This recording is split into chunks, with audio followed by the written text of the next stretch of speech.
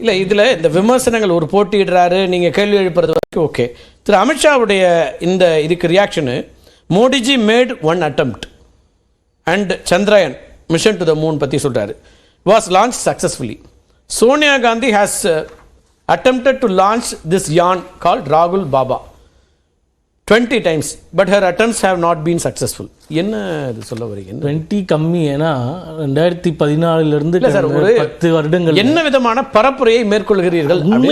உண்மையால் பரப்புரை. பிரின்ஸ் ராகுல் பாபா அவரு பொன்ராஜ் சொல்றாரு பப்பு நீங்க இன்னைக்கு அவரை பார்த்து பயப்படுறதுக்கு வந்துட்டீங்கிறாரு. அதாவது பொன்ராஜ் சார் சொல்லும்போது ரொம்ப சிரிப்பு வந்தது. ஏனென்றால் கடந்த முறை சட்டமன்ற தேர்தலில் காங்கிரஸ் கட்சி உத்தரப்பிரதேசத்தில் போட்டியிட்டது.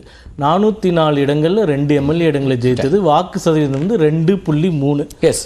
சமாஜ்வாதி கட்சியோட காங்கிரஸ் போட்டி போட்டதுனால உத்தரப்பிரதேசம் ஃபுல்லாக ஜெயிச்சிடும்னு அவர் சொல்கிறார். இப்போது இதே ஸ்டுடியோவில் ஜூன் 4ஆம் தேதி நம்ம உட்காரலாம். நான் சொல்கிறேன் குறைந்தது 75 இடங்களை பாரதிய ஜனதா கட்சி உத்தரப்பிரதேசத்தில் ஜெயிக்க போகுது. இவங்க சொல்கிற கூட்டணி, அந்த எதிர்ப்பு, இந்த எதிர்ப்பு அப்படி இருந்திருந்தால் ராகுல் காந்தி 75 இடங்களுக்கு மேலே வச்சுக்கோங்க. அமித்ஷா 80 கண்டிப்பாக ஜெயிப்போம் நாங்கள். இப்போ பொன்ராஜ் சார் சொல்கிற மாதிரி அவ்வளோ பெரிய எதிர்ப்பு, குஜராத்தில் எதிர்ப்பு, அங்கே எதிர்ப்புனா ராகுல் காந்தி அவர்கள் குறைந்தபட்சம் அவர் தோத்த அமேத்தியிலே போட்டி போட்டிருக்கலாம். அவர் ஏன் போட்டி போடவில்லை என்றால் கடந்த 5 ஆண்டுகளில் தோத்ததுக்கு அப்புறம் ஒரு தடவை கூட அமேத்தி பக்கம் எட்டி பார்க்கவே இல்லை. இப்போ வயநாட்டில் ஒருவேளை அது என்ன கதை ஆகப்போகுதுன்னு தெரியல. அதனால நம்ம வந்து களத்தில் இருக்கக்கூடிய யதார்த்தத்தை வச்சு இப்போ தமிழ்நாட்டில் வந்து திமுக வலுவான கட்சி, பிஜேபி வந்து வலுவுள்ள கட்சின்னு நீங்கள் எல்லாருமே தான் சொல்லிட்டு இருந்தீங்க. இப்போ இவங்களே தான் சொன்னாங்க பிஜேபி எப்படி திடீர்னு 30 சீட்டு ஜெயிக்கும், 40 சீட்டு ஜெயிக்கணும்.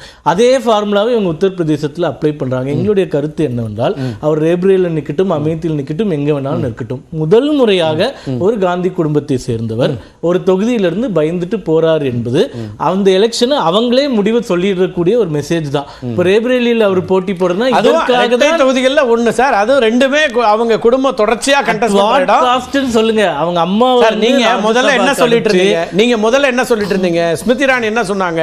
அவர் தென்னிந்தியாவோட ஒதுங்கிட்டாரு, முடிஞ்சா இங்க வந்து உத்தரப்பிரதேசத்துல ஏன் போட்டி இல்லைன்னு கேட்டாங்க. அமேத்திக்கு வந்து போட்டி போடுங்க. நீங்க 3 முறை இங்க எம்பியா இருந்திருக்கீங்க. போன முறை நான் தோக்கடிச்சேன். இல்ல ஸ்மிருதி இரானி என்ன சொன்னாங்கன்னு கேக்குறேன். நான் என்ன கேக்குறேன், ராகுல் எங்க முடிவு பண்ணுங்கிறத காங்கிரஸ் முடிவு பண்ணுமா, ஸ்மிருதி இரானி முடிவு பண்ணுமா? அதுக்கு எங்களுக்கு தமிழ்நாட்டுல இருந்து பல பேர் சொல்றாங்க சார் இங்க வந்து போட்டிடுங்கன்னு பிரதமர் மோடிக்கு தான் அழைப்புடுறாங்க. எங்களுக்கு உரிமையே கிடையாது, நான் ஒத்துக்கிறேன். ஒரே ஒரு லாஜிக்கல் क्वेश्चन தான். ராகுல் காந்தி அவர்கள் 150 இடங்கள்ல கூட பிஜேபி ஜெயிக்காதுன்னு சொல்றாரு.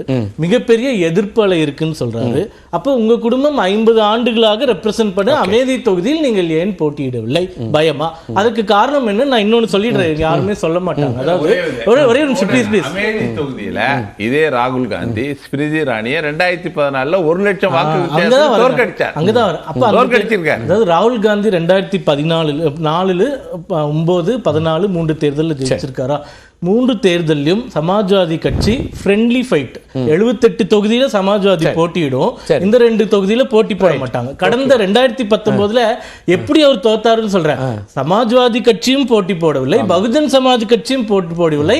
எல்லாருமே ஃப்ரீயா வாக் ஓவர் கொடுத்து கூட அவர் தோத்துட்டார். அதனால இது அவங்களுடைய ஸ்ட்ராங் தொகுதின்னு கூட சொல்ல முடியாது. ஏன்னா சமாஜ்வாதி கட்சியோட பேக்ரவுண்ட் அண்டர்ஸ்டாண்டிங் வச்சுட்டு அவங்களை போட்டி போட விடாம அப்படிதான் நீங்க இவ்வளவு நாள் ஜெயிச்சுட்டுங்க. இப்பதான் கூட்டணியில வந்துட்டாங்க. அமேத்தியில பகுஜன் சமாஜ் கட்சி தனியாக வேட்பாளரை அறிவித்து விட்டது. அதனால நம்ம நின்னாலும் ஜெயிக்கவே முடியாதுன்றதுனால ரேபரேலி தொகுதிக்கு போயிட்டாரு. அது நான் என்ன சொல்றேன்னா, அட் வாட் காஸ்ட்? அவங்களுடைய மாயாவதி உங்களோட ஃப்ரெண்ட்லி ஃபைட்ல இருக்காங்களா? அப்போ யாரு மாயாவதி? இல்ல நான் இது முடிச்சுங்க சார். நீங்க சொன்னதுனால கேக்குறேன் சார். போன டைம் அவங்க ஏன் விட்டு கொடுத்தாங்கன்னா, அகிலேஷ் யாதவும் மாயாவதியும் போட்டியில கூட்டணி வச்சிருந்தாங்க, அதனால கொடுத்தாங்க. நான் சொல்றேன்னா, சொந்த அம்மாவை வந்து ராஜ்யசபாவுக்கு அனுப்பிட்டு இருக்கிறதுலே ஒரு தொகுதி தான் அவங்க போன முறை ஜெயிச்சாங்க. அதுல ஜெயிக்கலான்ற ஒரு ஆசையில இப்ப நின்றுருக்காரு. பட் என்னுடைய கருத்து என்றால் ரேபரேலி தொகுதியிலும் அவர் இப்ப தோக்க போகிறார். அதுதான் என்னுடைய கருத்து. திரு பொன்ராஜ், ஒரு அமேதியை வந்து விட்டுட்டு வெளில போறதுக்கு என்ன ஜஸ்டிபிகேஷன் இருக்கு அப்படிங்கிறார். நீங்க தொடர்ச்சியா நின்ன தொகுதி, ஸ்மிருதி இரானி சேலஞ்ச் பண்றாங்க, அதை ஏத்துக்க முடியல அப்படின்னா அப்ப நீங்க ஏற்கனவே தோல்வியை நீங்க வந்து அனௌன்ஸ் பண்ணிட்டீங்க அப்படிங்கறத அர்த்தம். மக்களது வந்து எண்ணம் வந்து இவங்க சொல்கிற மாதிரி 400 தொகுதியில் ஜெயிக்க முடியாது, 200 கீழே இவங்க போயிடுவாங்கன்ற ஒரு முடிவுக்கு வந்து மக்கள் வந்துட்டாங்க. வந்த பிறகு ஸ்மிருதி இரானி போன்ற ஒரு அமைச்சரை தோற்கடிப்பதற்கு ராகுல் காந்தி தேவையில்லை. அங்க வந்து ராஜீவ் காந்தியுடைய பிஏவா இருந்த KL சர்மான்னு ஒருத்தர் இருக்கார். அவர் தான் 2 தொகுதிக்கு இன்சார்ஜா இருந்தார். அப்ப எப்படி வந்து காமராஜரை பே சீனிவாசனை வைத்து திமுக தோற்கடித்ததோ, எப்படி ஜெயலலிதாவை சுகவனத்தை வைத்து திமுக தோற்கடித்ததோ, அதே மாதிரி ஒரு PA செக்ரட்டரியை வச்சு ஸ்மிருதி இரானியை தோற்கடிப்பது தான் அங்க திட்டம். சரிங்களா? எப்படி வந்து மாயாவதியை தனியா கவனிச்சு 19% வச்சிருந்தாங்களோ, இன்னைக்கு மாயாவதியை 0 ஆக்கி மாயாவதியினுடைய தலித் ஓட்டுகள் அனைத்துமே வந்து காங்கிரஸ் சமாஜ்வாதி கட்சி போகுதுன்றது முடிவாகி போச்சு.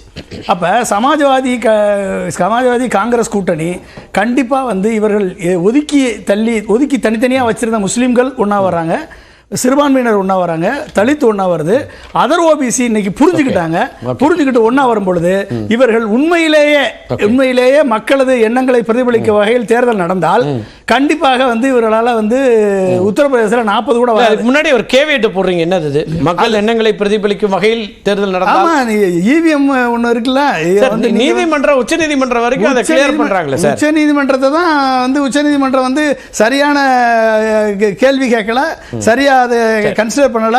இவர்கள் வந்து ரெண்டுமே வந்து அவர்களுக்கு ஆதரவான தீர்ப்பை கொடுக்கணும்னு சொல்லி பிரதமர் என்ன சொன்னார், 2 நாளைக்கு முன்னால சொன்னாரு, அதை தீர்ப்பா கொடுத்துருச்சு. என்ன வெற்றி பெற்று வந்தா அப்ப EVM ஆல வந்த வெற்றி வேண்டாம், 400 தொகுதி வெற்றி பெறணும்னு இன்னைக்கு சொல்லியிருக்காரு அமித்ஷா. ஆமா என்ன பிரதமர் இது வரைக்கும் ஆரம்பத்தில் சொன்னார் 12:30 மணிக்கு வந்துருனாரு. 12:30 மணிக்கு வந்துருனாரு. அப்ப என்ன அர்த்தம்? EVMல மூலம் தான் வர முடியும் 12:30 மணிக்கு. EVM இல்லாம வர முடியாது. அது வந்து அமித்ஷாவுக்கு தெளிவா தெரியும். அவருக்கு ஒரு நம்பிக்கை இருக்குல்ல சார், கான்ஃபிடன்ஸ் கட்சிக்கு என்ன வரும் அவருக்கு தான் தெரியும். எந்தெந்த தொகுதியில் அவர் தான் செட் பண்ணியிருக்காருன்னு அவருக்கு மட்டும் தான் தெரியும். உங்களுக்கு மோடி கூட தெரியாது. அப்ப அமித்ஷாவுக்கு மட்டும் தான் தெரியும் 400 தொகுதியில் எப்படி சாஃப்ட்வேரை செட் பண்ணியிருக்காங்க அப்படின்றது அவருக்கு தான் தெரியும். எந்தெந்த EVM எங்க போகுதுன்னு அவருக்கு தான் தெரியும். அதனால அவர் கான்ஃபிடென்ட்டா இருக்காரு. எனவே அதுக்கு வந்து தோதா தான் உச்சநீதிமன்றம் தீர்ப்பு கொடுத்துருக்கு. உச்சநீதிமன்றம் கேட்ட கேள்விக்கு ரெலவன்ஸ் கிடையாது. எலெக்ஷன் கமிஷன் மாதிரி அதாவதுங்க 1962 இருந்து 89 வரைக்கும் 10 நாள் எலெக்ஷன் கமிஷன் நடந்துச்சு. எலெக்ஷன் நம்ம வந்து 7 பேர் என்ன அப்படிங்கிற கேள்வி எல்லாம் தாண்டி சார் இன்னைக்கு களம் வந்தாச்சு. களத்துல இதான் இருக்கு, தேர்தல் இருக்குன்னு 5 ஃபேஸ். முதல் 2 ஃபேஸ்லயே நாங்க 100 தாண்டிட்டோங்கிறார் அமித்ஷா. மிச்சம் இருக்கிற இடத்துல நாங்க இடங்கள் வரப்போகுது. இதுல எங்க அவங்களுக்கு அச்சம் இருக்கு, எங்க பயம் இருக்கு? நீங்க வந்து ராகுல் காந்தி அங்க போட்டியிடறதுனாலே பயம் வந்துருச்சு. அவர்களது வார்த்தையில் அந்த பயம் வெளிப்படுகிறது, அவர்களது பேச்சில் அந்த பயம் வெளிப்படுகிறது. அவர்கள் எந்த இதை சாதனை பண்ணேன்னு பிஜேபி மேனிஃபெஸ்டோ பத்தி பிரதமர் பேசுறாரா? காங்கிரஸ் மேனிஃபெஸ்டோ தான் பேசுறாரு. அதுல இல்லாததெல்லாம் சொல்லிட்டு இருக்காரு. என்னங்க டெண்டர் கூட முஸ்லிம்களுக்கு தனியா ஒதுக்கிடுவாங்கன்னு சொல்லி இன்னைக்கு பேசியிருக்காருங்க. அப்ப இவர் என்ன ஒரு ஒரு நாளாந்திர பேச்சாளர் என்ன பேசுவாங்களோ அதை வந்து பிரதமர் பேசுறாருன்னா எப்படிப்பட்ட நிலைமைக்கு அவரை தள்ளி விட்டார். படிக்கலன்னு நாங்க என்ன பண்றோம்? காங்கிரஸ் பக்கத்துல தெளிவா சொல்லிருக்காங்க, கவர்மெண்ட் டெண்டர்ல மைனாரிட்டிஸ்க்கு பிரெஃபரன்ஸ் கொடுப்போம் அப்படின்னு இருக்கா இல்லையான்னு மேனிஃபெஸ்டோ எடுத்து 8ஆம் பக்கமா 4ஆம் தரமா நீங்க பேசிட்டு பிரதமரை 4ஆம் தரமா நாலாந்தரமா பேசக்கூடிய நீங்க போய் உச்சநீதிமன்றம் ஒரு 4ஆம் தர பேச்சாளர் இங்க உட்கார்ந்து பேசிட்டு இருக்காரு. அதுக்குள்ள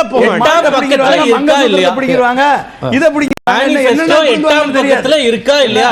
கவர்மெண்ட் கான்ட்ராக்ட்ல மைனாரிட்டிஸ்க்கு இம்பார்ட்டன்ஸ் கொடுப்போம், முக்கியத்துவம் கொடுக்கப்படும் இருக்கா இல்லையா? காங்கிரஸ் கட்டி வெட்டி எட்டாவது பக்கத்துல இருக்கா இல்லையா? நீங்க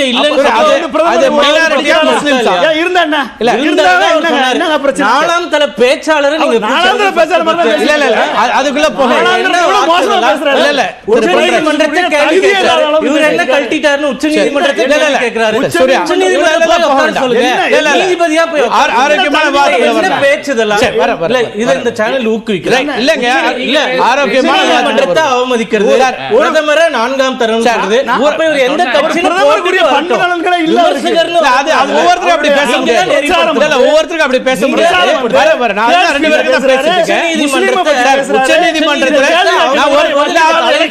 உச்சநீதிமன்ற விஷயத்துல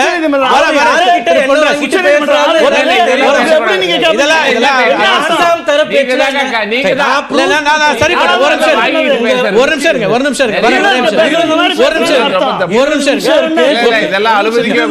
20 நிமிஷம் இருக்கு உங்க சேனல்ல சொல்லி காங்கிரஸ் மேனிஃபெஸ்டோ 8வது பக்கத்தை எடுத்துட்டு அதுல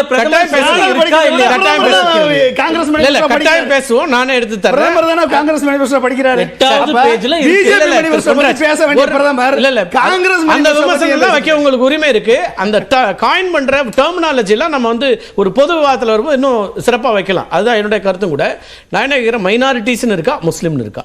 மைனாரிட்டி நீங்க படிச்சிருக்கீங்க, சொல்லுங்க எனக்கு. மைனாரிட்டிஸ் தான் அப்ப ஆமா, அது என்னவா அது அவர் தானே? முஸ்லிம் அப்ப பொய் சொல்றீங்களா இல்லையா? சொல்லலையே. அப்ப ஆரம்பத்துல இருந்து பொய் சொல்லலாமா? இன்னொன்னு Okay. காங்கிரஸ் மேனிஃபெஸ்டோ பத்தியே பிரதமர் பேசணும் முதல்ல தவறு. இவர் எந்த ஸ்பீச்சை கேட்டாருன்னு எனக்கு தெரியல. சார், இருங்க பதில் சொல்ல விடுங்க. 1 மணி நேரம் பேசினார்னா 30-40 நிமிஷம் அவர் செஞ்சதுதான் சொல்றாரு. Right. எவ்வளவு கழிப்பறை இவர் சொல்றாரு. Right. Okay. கழிப்பறை சரி, கட்டி கொடுத்தா பெருசா, அது இல்லாதவங்களுக்கு தான் அந்த அருமை தெரியும்.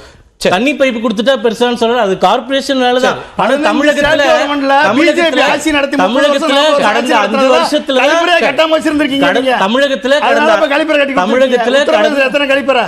தமிழகத்துல கடந்த பீகார்ல எத்தனை கழிப்பறை கட்டிருக்கீங்க? பயப்படாதீங்க, குஜராத்ல எத்தனை பயப்படாம கழிப்பறை கேளுங்க. எதுக்கு பயப்படணும்? தமிழகத்துல கடந்த 5 வருஷத்துல 30 லட்சம் தண்ணீர் குழாய் இணைப்புகள் ராகுல் காந்தியை பார்த்து இந்த பயந்து ஓடிட்டு திட்டத்தின் இருக்காரு கீழ வந்திருக்கு. பிரதமர். இந்த திட்டத்தின் ராகுல் கீழ காந்தி ஏங்க, பேசின பேச்சை வச்சுக்கிட்டு ராகுல் காந்திக்கு நீங்க ஃபேன் பாயா இருந்துக்கோங்க. அவர் அமேத்தில இருந்து ஓடி போயிட்டாரு. சைனா பத்தி பேசாத அமேத்தில இருந்து ஓடி போயிட்டாரு. அவரை பார்த்து இவர் ஓடி போனாரு. யாரை பார்த்து யார் ஓடி போனாரு? 300 சீட்ல ஒரு சீட்ல இருந்தா கூட ஜெயிக்க வக்கில்ல. ஒரு தலைவருக்கு வந்து ஒரு குட்டி போடுறது. எங்க தலைவரை பத்தி நாங்க பேசுவோம். நீங்க பேசலாம், நாங்க பேசுவோம். ஒவ்வொருத்தரா பேசலாம். 300 சீட்ல மணிப்பூரை பத்தி துப்பு இருக்கா? சரி, ரைட். மணிப்பூர் ரேபரேலியில போய் ஒருத்தர் சொல்றீங்க. புதிய நீங்க பாருங்க. நீங்க ராகுல் காந்தி சிலையை வச்சு பூஜை பண்ணி ஒரு நிமிஷம்